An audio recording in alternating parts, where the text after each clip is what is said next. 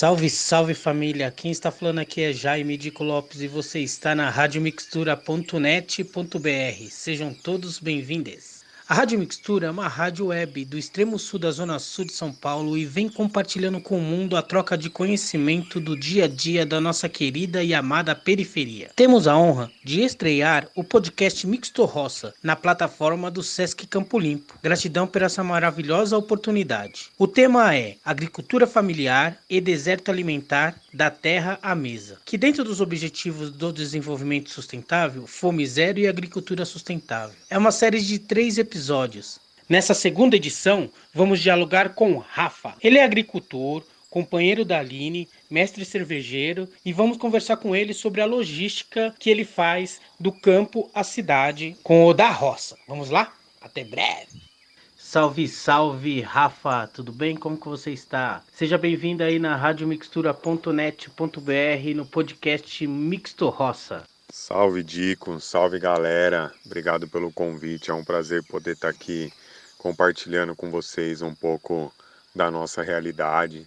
Espero que vocês curtem, que a gente possa trocar cada vez mais sobre essas experiências que a gente vem desenvolvendo nessa ligação campo-periferia. Como você sabe, essa é a segunda edição do podcast Mixto Roça. A primeira edição a gente conversou com a sua companheira Aline Maria e ela falou um pouco aí da vida na roça, né? Com você, o diálogo é o seguinte: campo, cidade. É possível ter alimentos orgânicos na periferia?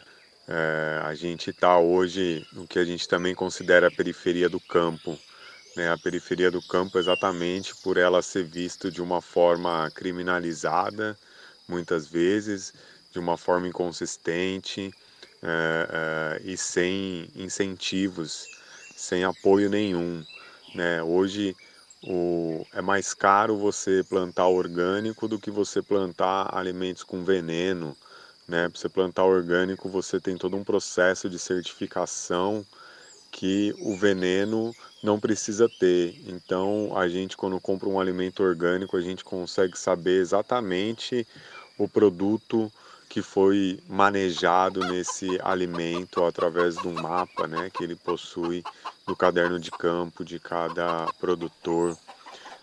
Já os alimentos com veneno, você não tem a possibilidade de saber que tipo de veneno eles usaram, qual o tempo de carência que se deu, se é verdade ou não. Enfim, fora os incentivos, né, que é dado para esses produtores que utilizam veneno nas suas plantações, tem muito mais incentivo financeiro, fiscal, do que o produtor orgânico. Isso, na verdade, é o que dificulta a produção orgânica, né? O que dificulta a produção orgânica é todo um mercado do veneno que existe e que não quer perder espaço, porque ele produz o veneno, depois ele produz o remédio, né? Produz a comida. É um ciclo econômico do mal aí colocado nas nossas vidas, que eles são muito grandes, têm um interesse muito grande de fazer com que isso se mantenha durante muito tempo. Mas a resistência está aí, tanto no campo quanto na cidade. A gente vê pessoas hoje em dia já muito mais informada sobre essas situações, né? A gente come em média 7 litros de veneno por ano, um brasileiro.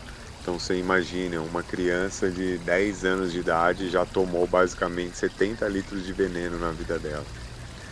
Então a gente vê esses números, né?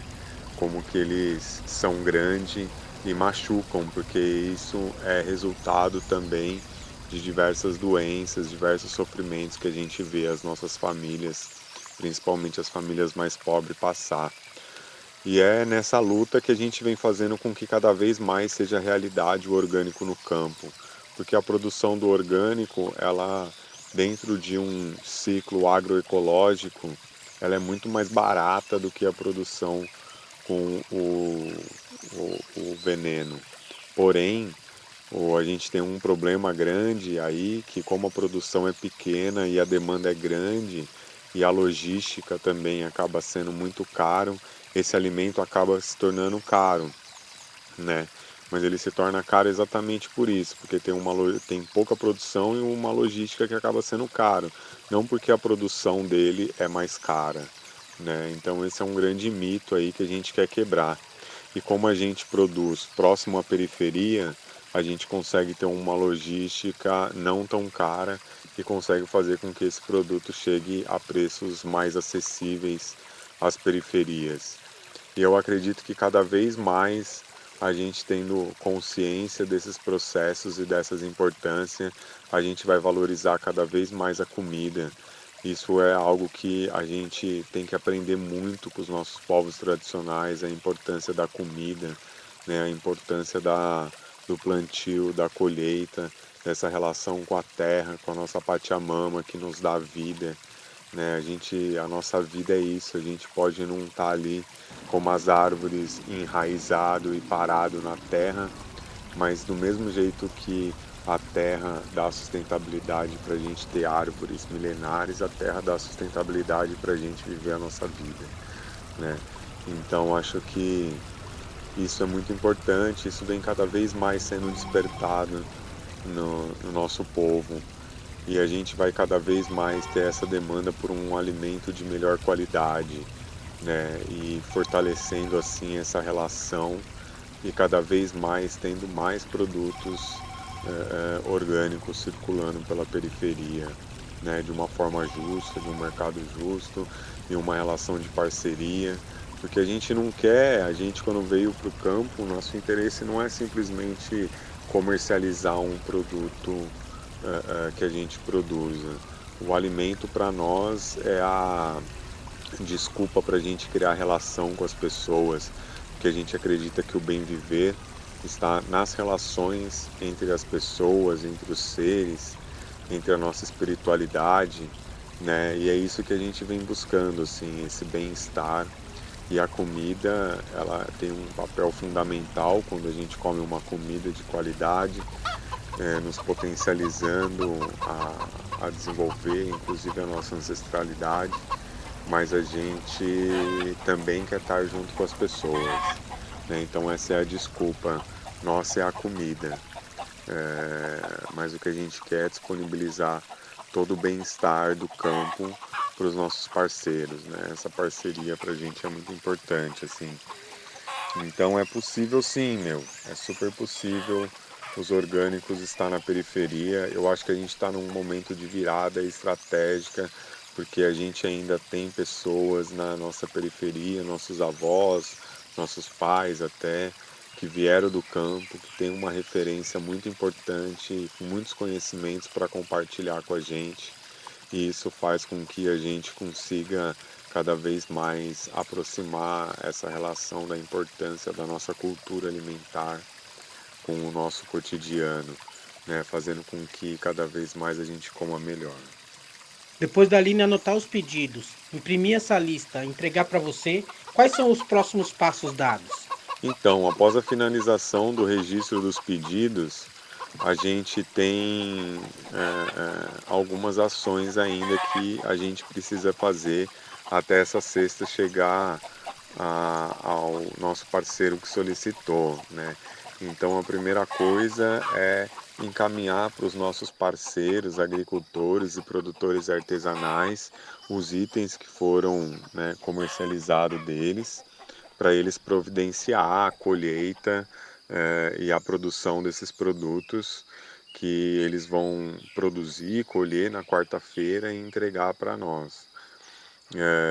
Enfim, também a gente pega já parte desses produtos na quarta-feira com nossos parceiros e dá início também à montagem das cestas na quarta-feira e quinta-feira ela é finalizada com a inclusão das folhas, dos itens mais sensíveis que a gente põe na própria quinta-feira e distribui esses itens aí, essas cestas na casa das pessoas. Quais são os dias que as pessoas fazem os pedidos e que dia que é a entrega?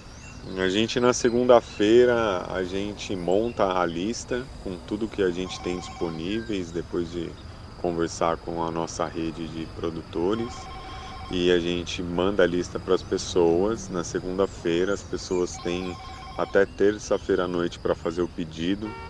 Na quarta-feira é o dia de colheita, produção e pré-produção das cestas. Quinta-feira, finalização das cestas e entrega aos clientes. Esse é a nossa rotina aí semanal. A Aline falou tudo que vocês têm na cesta.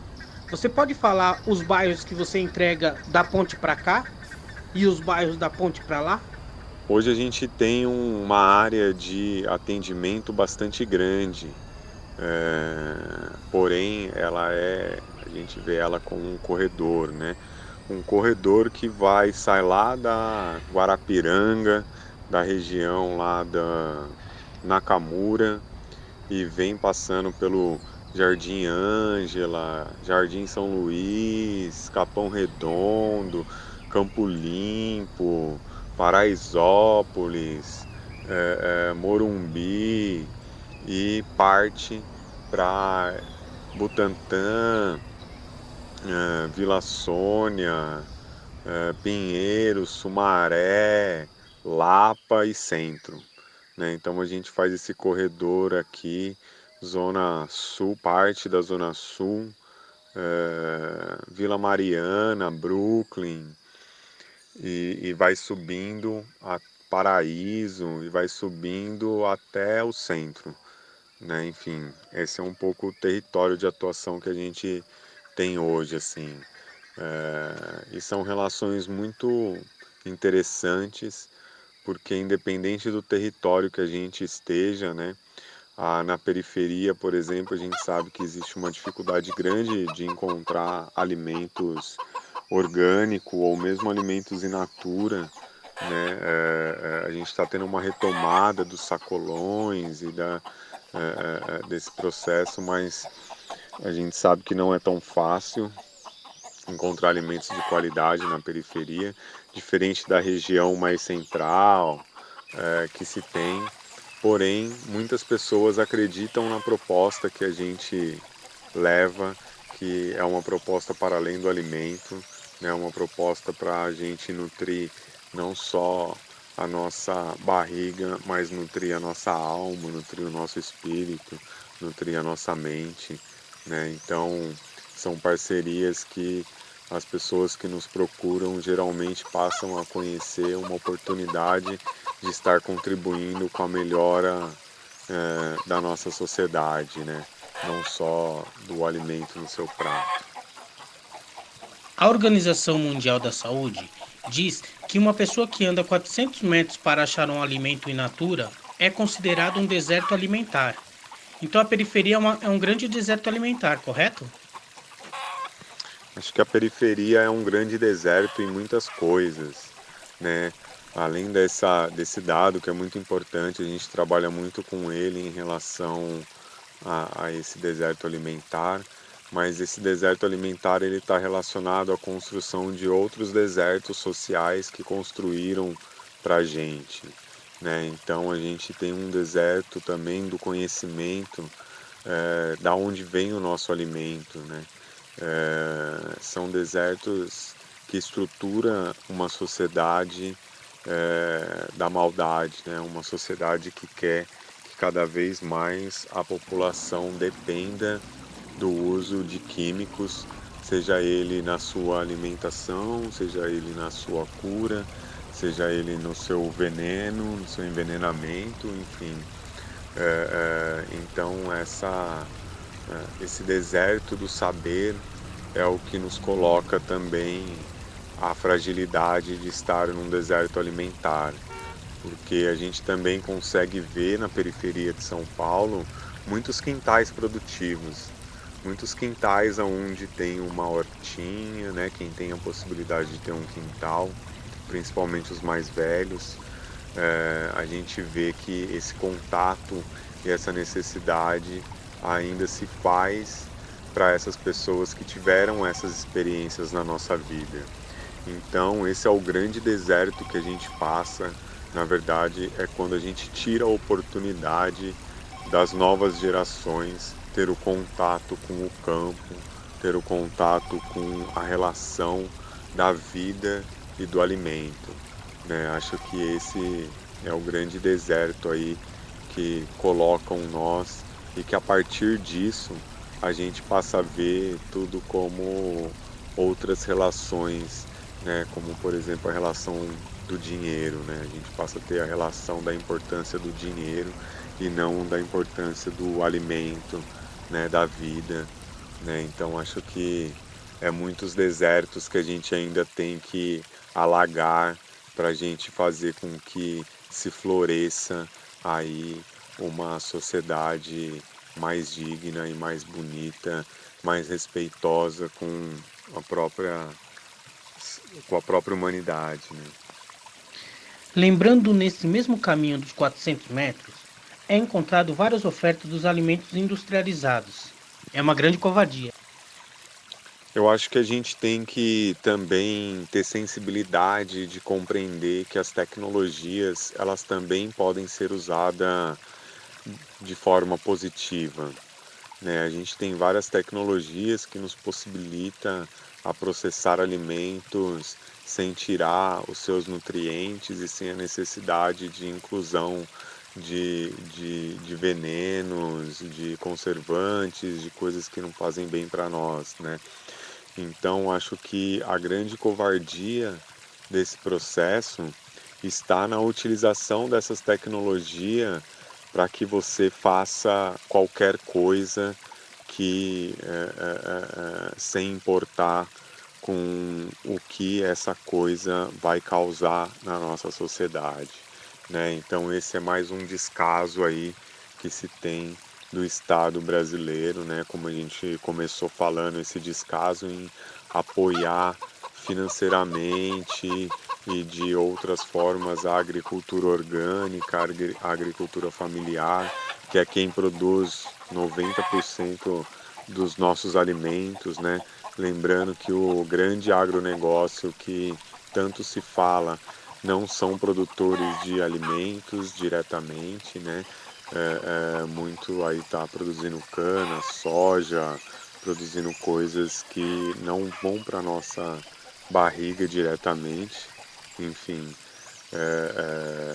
Então a gente tem aí a necessidade de valorizar a agricultura familiar, que é quem coloca a comida na nossa mesa de verdade, e isso faz com que a gente comece a dar importância para esse alimento in natura, mas também entenda essas tecnologias que tem aí como importante também para que a gente possa também construir formas lúdicas de se alimentar, mas elas precisam também ser nutritivas, elas precisam também ter a sua importância para o bem viver das pessoas, né? E acho que essa é a grande covardia, assim, que a gente precisa combater, né? Na sua fala, Daline, dá para perceber o carinho que vocês têm pela terra, água, animais e as pessoas que vocês vão compartilhar esses alimentos. Me diga os maiores desafios e cuidados que vocês têm no trajeto do campo a barracos, casas, prédios, asfaltos, motores e buzinas. Então, mano, eu acho que mais do que o cuidado simplesmente com o produto para ele chegar bem, né, na casa das pessoas, que é essencial, acho esse cuidado. Eu acho que pra gente o cuidado às pessoas é o que nos comove mais, né? Ter esse cuidado a como as pessoas vão receber isso, pra gente é o que mais importa, porque a gente trabalha com alimentos extremamente perecíveis e nem sempre a gente tem o controle dele chegar de fato 100% bom na casa das pessoas. Isso é o que a gente espera, isso é o que a gente se esforça para fazer. Mas às vezes não é possível. E quando isso não é possível, a gente faz com que as pessoas compreendam a fragilidade do processo dos alimentos e a gente consegue repor esses alimentos, enfim. A pessoa nunca tem essa perca, né? Então é cuidar mesmo das pessoas, né, pra gente. Acho que é o que é mais importante. Acredito para ter o certificado orgânico deve ter algumas burocracias, enquanto para os alimentos com agrotóxicos não precisa de certificado nenhum. Pode falar um pouco sobre isso? Para a gente é mais uma das estratégias desse mercado burguês aí que tenta inibir a ampliação da comercialização do orgânico, né? É uma armadilha que muitas vezes os próprios produtores de orgânico caiu e que para mim é um grande erro, assim. Para mim, eu acho que quem deveria ter um mapa falando tudo que foi utilizado, como foi utilizado, deveria ser quem utiliza veneno, né? Quem não utiliza nada não precisaria falar nada, né? Isso parte de um princípio de uma sociedade da confiança, né? E a gente hoje tem uma sociedade da desconfiança. A gente acredita muito na construção de relações que partam a partir da confiança nas pessoas, né? Aonde a gente primeiro dá o crédito às pessoas. E a agricultura orgânica, ela basicamente, o nosso trabalho a gente compõe desta forma, assim, apesar da gente ter 99% dos nossos produtos certificados, a gente gosta mesmo de colocar a relação da confiança como a primeira relação colocada dentro da nossa parceria junto aos nossos consumidores, né? Então você tem que acreditar, mano, e para isso você tem que criar relação com as pessoas. Isso que é o que importa, né?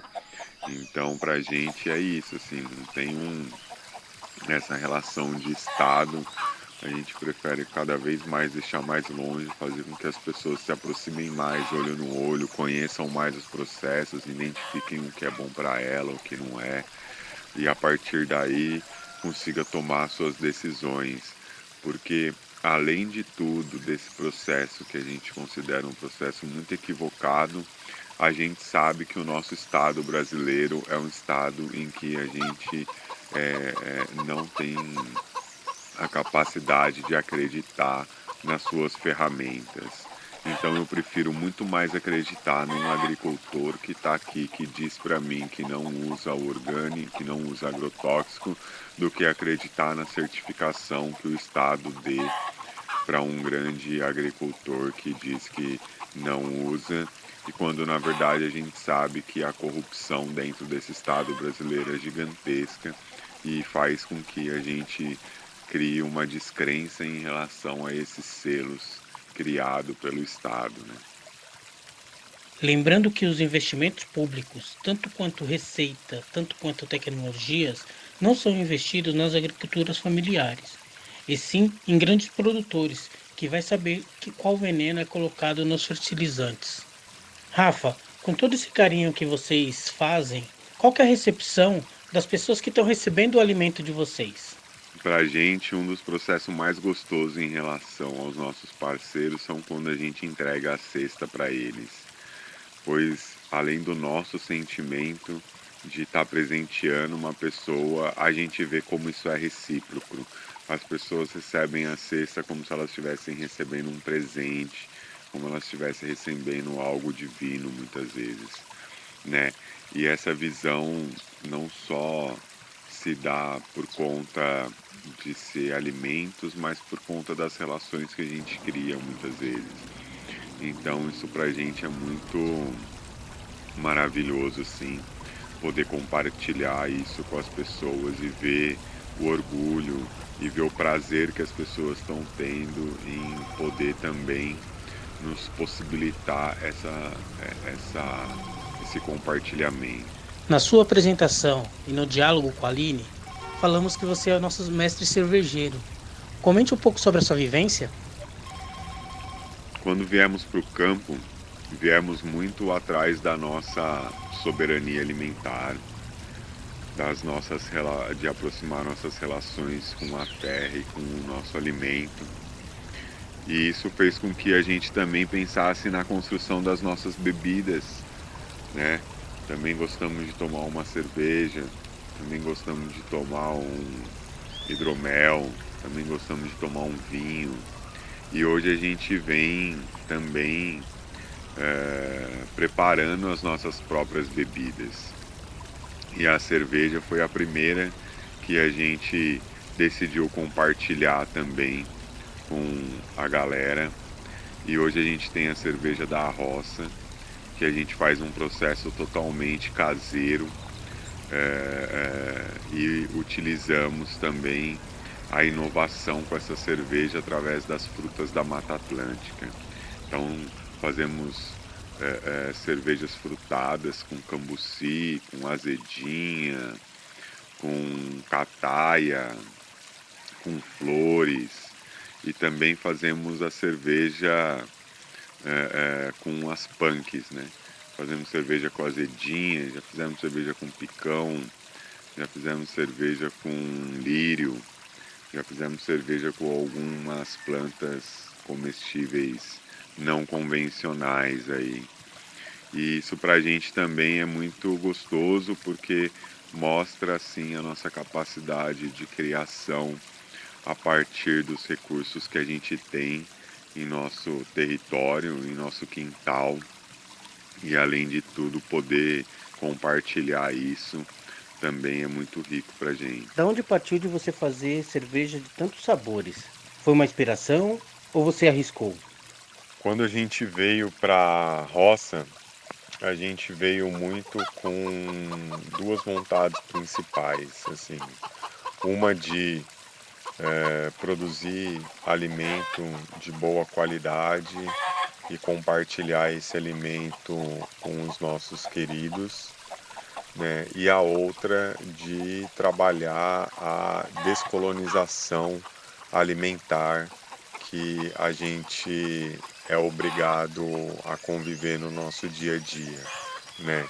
Isso fica claro, por exemplo, quando a gente pega a relação de consumo das frutas, né? São raras, muito raras, as frutas nativas da Mata Atlântica que estão no nosso cotidiano, né? Talvez eu citaria aí o abacaxi, uma acerola, no máximo, mas existe uma infinidade de frutas da Mata Atlântica que foram substituídas pelas frutas europeias. Isso também como uma estratégia de dominação, né? A dominação cultural é uma das principais estratégicas de tornar os países considerados subdesenvolvidos, vamos dizer assim, né? Em países coloniais, né? Que continuam sendo colônia daqueles países que ditam as regras, tanto cultural, social e alimentar também.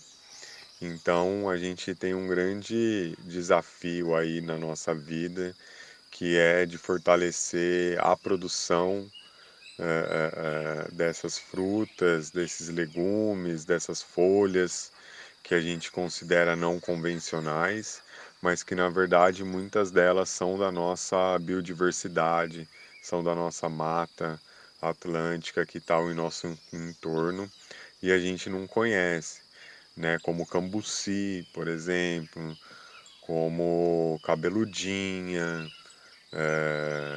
como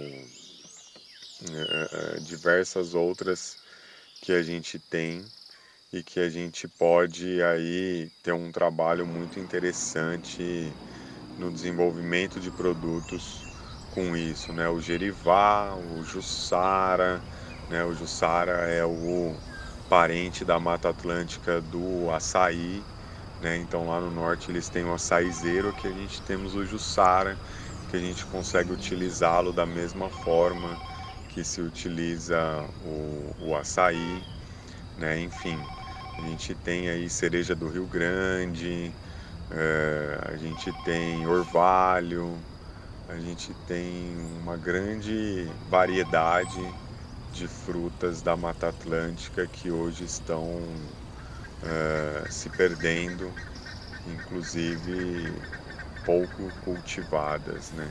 E esse é um desafio que a gente tem, assim.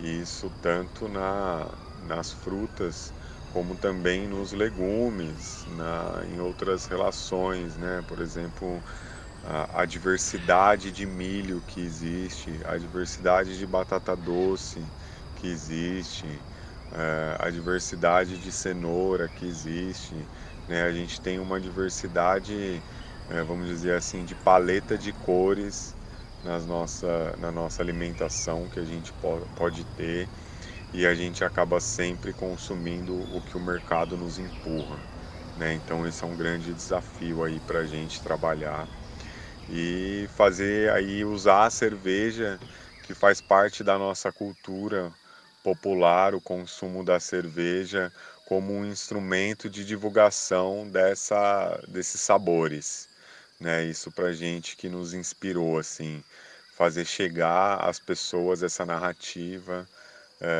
que a gente vem fazendo aqui através da cerveja e através dos novos sabores aí que a gente precisa reconquistá-lo.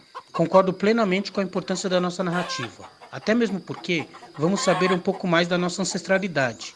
Poder registrar e apresentar nossas histórias para os nossos jovens e crianças, que é o futuro da nossa salvação. Para a Rádio Mixtura, é fundamental a narrativa contada por nós. É muito bom encontrar parceirex nessa mesma caminhada. É, mano, narrativa na verdade é até um termo já hoje bem utilizado, né? Só que de uma forma nem sempre do lado bom, né?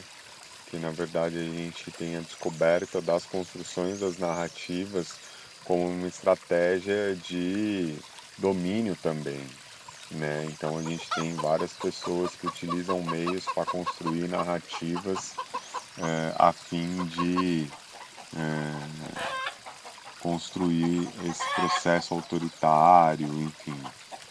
Pra gente, quando a gente fala da nossa narrativa, a gente está querendo dizer exatamente o conhecimento da nossa ancestralidade, né? Pra gente a importância de estar cada vez mais vinculado à nossa resistência ancestral faz com que a gente possa ter uma função, né? Nos identificar nesse mundo a partir da nossa verdadeira história, né? Da nossa verdadeira ancestralidade, da onde a gente veio mesmo, né? Qual que é a nossa identidade, qual que é os nossos costumes, qual que é as nossas culturas, porque só assim a gente vai de fato ter a compreensão do processo de colonização e poder assim dar início a um processo de descolonização do nosso saber, do nosso conhecimento, da nossa alimentação, enfim. Na terra, por exemplo, existe várias metodologias de plantio, né? A gente sempre está acostumado com uma metodologia vinda de uma estrutura eurocentrista, que é com a terra limpa, com canteiros de monoculturas, enfim. E a gente hoje, por exemplo, bebe em outras fontes para a gente construir a nossa produção, né? Então a gente bebe na fonte da agrofloresta, né? De metodologias que sempre foram cultivadas pelos ancestrais dessa terra, né? Metodologias tanto dos indígenas como do povo de matriz africana, que se relaciona de uma outra forma com a terra, né? Onde a terra não é uma máquina que trabalha para nós, mas sim a terra somos nós somos a terra, nós somos a natureza. Então a nossa relação com o plantio passa a ser uma relação de igual, né? Do mesmo jeito que eu sei que eu tenho que dar comida para o meu filho, eu sei que eu tenho que dar comida para a planta e que essa comida tem que ser uma comida boa, porque do mesmo jeito que eu quero meu filho com saúde, eu quero minha planta com saúde e depois quero ter a oportunidade de consumir essa energia saudável da planta para compor a minha energia também, né? Então acho que tem uma troca aí que dispõe de uma metodologia completamente diferente, não só na operação da planta, do plantar, mas também na relação com o plantar, né? Isso também é um desafio para a gente também poder compartilhar isso com as pessoas que consomem os produtos plantados aqui, né? Quando você consegue estar ali acompanhando e ver aquele alface durante 2, 3 meses crescendo, para você, você passa a ter uma outra relação com aquele alimento, que não é só a relação do olhar se ele está bonito ou não, né? Enfim, então para a gente, as narrativas, na verdade, para a gente é a contação das nossas histórias, da nossa vida, mas a nosso olhar está sempre para a nossa ancestralidade, está sempre para compreensão, tanto através dos mais velhos, mas através do que essas medicinas naturais, como plantar, por exemplo, nos possibilita criar de relação com o nosso alimento, assim como a floresta nos dá uma relação com a nossa espiritualidade, enfim, e por aí vai. A água, a gente passa a ver a água também com outro olhar, né, da nossa existência, né, da nossa mãe, a gente nasce dentro da água, né? Então a água é um dos bens mais importantes que a gente tem aí da nossa humanidade. Então como que a gente de fato consegue deixar a água mais encantada no nosso dia a dia, né? O encantamento das coisas é o que nos dá prazer de estar no campo. Todo dia nós acordamos e ficamos encantados com a flor que nasceu, com um pássaro que nós vimos, com o formato que a água tomou depois da chuva, com a chuva, com o vento, tudo nos encanta, né? E é esse encantamento que a gente quer que seja, que a pessoa receba quando ela recebe um produto nosso, né? Esse é o grande desafio dessa nova narrativa de uma rede de proteção que não está relacionada só ao comer por uma questão individual, porque eu quero ter uma saúde melhor. Não, eu quero comer porque eu sei que essa comida alimenta um mundo melhor, né? Alimenta pessoas que constroem um mundo de uma forma diferenciada, né? Todos nós fazemos parte dessa rede de proteção, todos que estão envolvidos nesse processo, né? Independente qual o papel que ele exerce. Sobre a colonização, sabemos o quanto ela foi e é agressiva e covarde em nosso país. É muito lindo de escutar você dizer sobre descolonização alimentar e descobrir mais biodiversidade em nossas matas. Podemos encontrar coisas maravilhosas e gostosas, como frutas e legumes e ervas que você citou. Podemos encontrar várias vitaminas e proteínas, que até mesmo pode ser a cura de várias doenças, que a colônia também trouxe e passou para os verdadeiros donos dessa terra. Quando falamos em cultura, costumamos dizer que cultura é parte de um complexo cultural, né?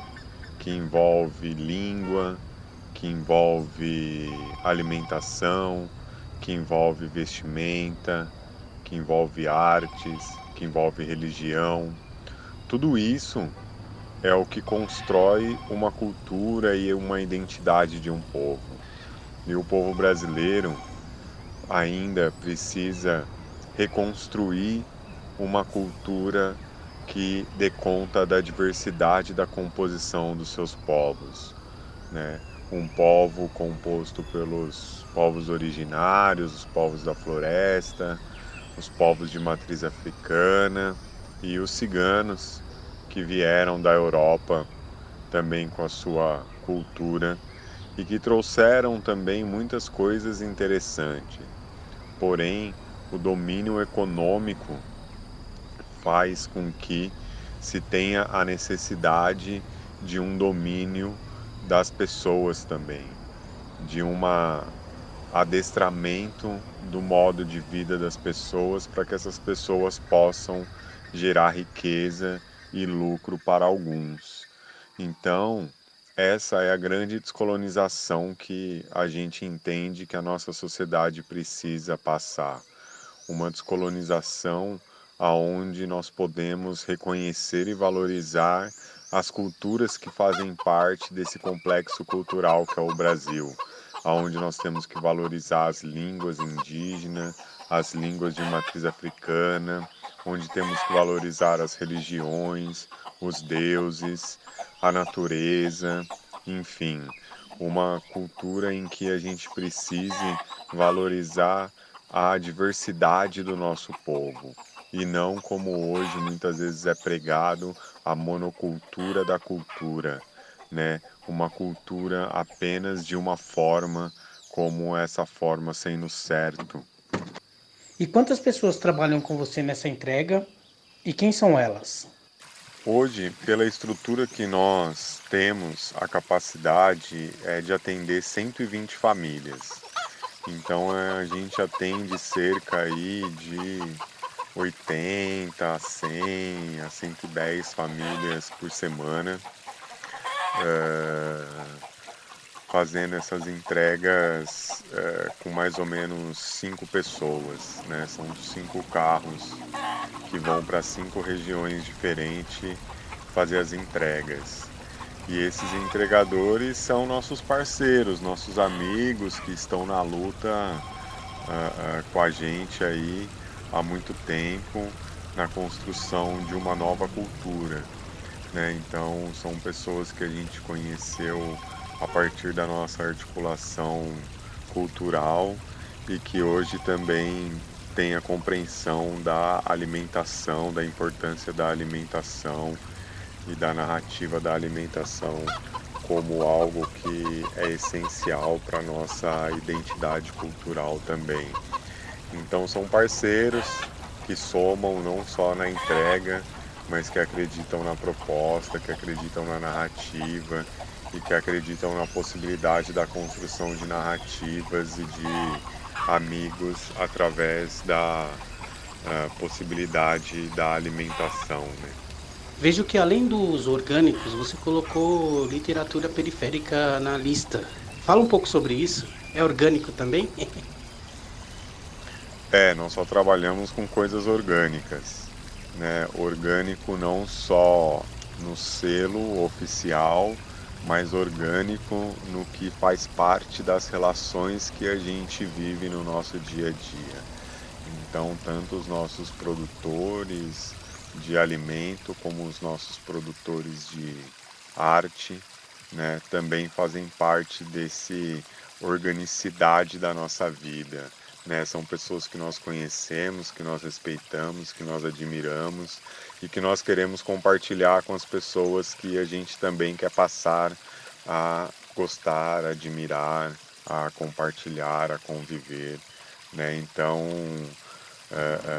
a gente acredita muito que a gente pode levar não só o alimento para a barriga, mas o alimento para a mente também, né? É nutrir a mente, né? Nutrimente, a gente brinca, que é um alimento que nos possibilita ter também, exercitar a nossa mente, né? Todos eles nos possibilita isso.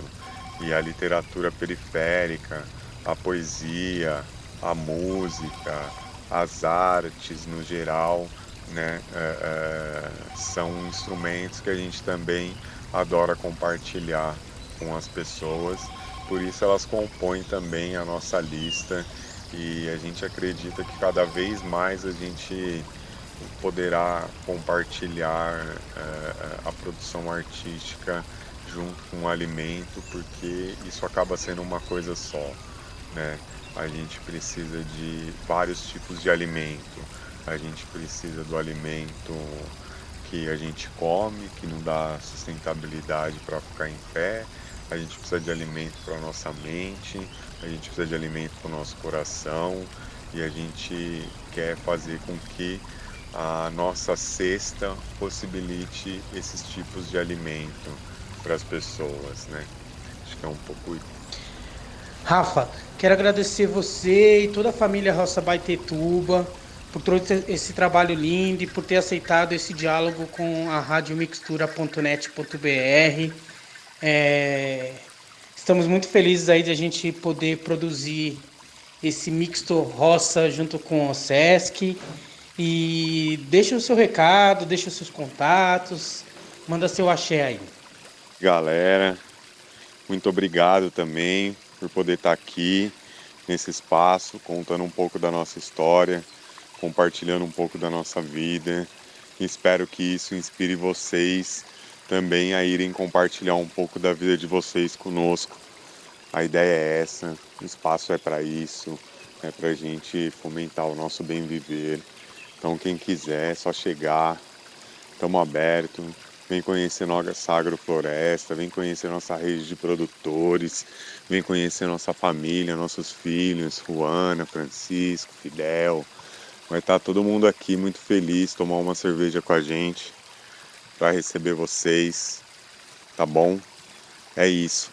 Quem quiser conhecer um pouco mais de nós, procura aí Roça Baetetuba e da Roça, distribuidora de alimentos sem veneno, Agência Popular Solano Trindade.